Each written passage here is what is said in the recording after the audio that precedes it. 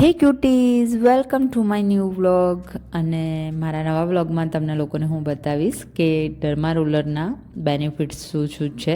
Derma roller તમે ઘણા લોકોએ જોયેલું પણ હશે. જો આ રીતે કંઈક દેખાય છે, એમાં નાની નાની આ રીતે નીડલ્સ હોય છે. મેં 540 નીડલ્સવાળું ડર્મા રોલર લીધું છે અને મને એક શોપ પરથી જ મળી ગયું હતું. અને એની સાઇઝ છે 0.5 mm.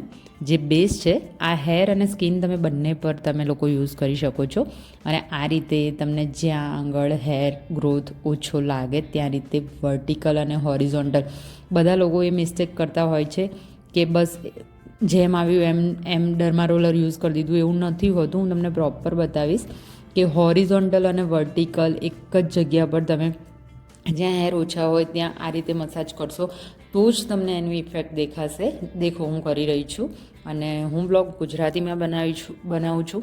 તો તમને લોકોને કંઈ પણ ક્વેરી હોય તો તમે લોકો મને DM કરી શકો છો, મેસેજમાં પૂછજો, હું જરૂરથી આન્સર આપીશ. અને આ રીતે તમારે જે જગ્યા પર તમને લાગે કે હેર ગ્રોથ ઓછો છે, બાલ્ડનેસ થવા લાગી છે, હેરલાઇન વધી ગઈ છે, તો તમે ત્યાં આ વસ્તુનો યુઝ કરી શકો છો. અને મેં હમણાં જ ખરીદ્યું છે અને શોપ પરથી મળ્યું છે. મેં તમને કીધું એ પ્રમાણે ઓનલાઈન પણ મળે છે, તો તમે લોકો પરચેસ કરી શકો છો. હવે હું તમને 2-3 વસ્તુ કહીશ કે ડર્મા રોલર જો તમે યુઝ કરતા હો તો ઘરમાં બીજા કોઈ પણ પર્સનને તમારું ડર્મા રોલર યુઝ ના કરવા દો. કંઈ વાગ્યું હોય એના પર તો બિલકુલ યુઝ ના કરો. એલર્જીક હોય તમને, એલર્જીનો પ્રોબ્લેમ હોય તો તમે એકવાર જરૂરથી ટેસ્ટ કરજો.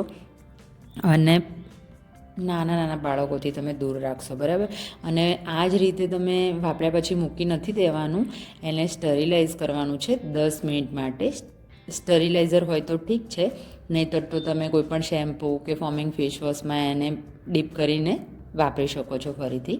જો હું તમને મારી હેર ગ્રોથ બતાવું છું. મેં હજુ થોડા જ દિવસથી યુઝ કરું છું, એટલે તો પણ મારા નાના નાના બેબી હેર આવતા હોય એવું મને ફીલ થાય છે.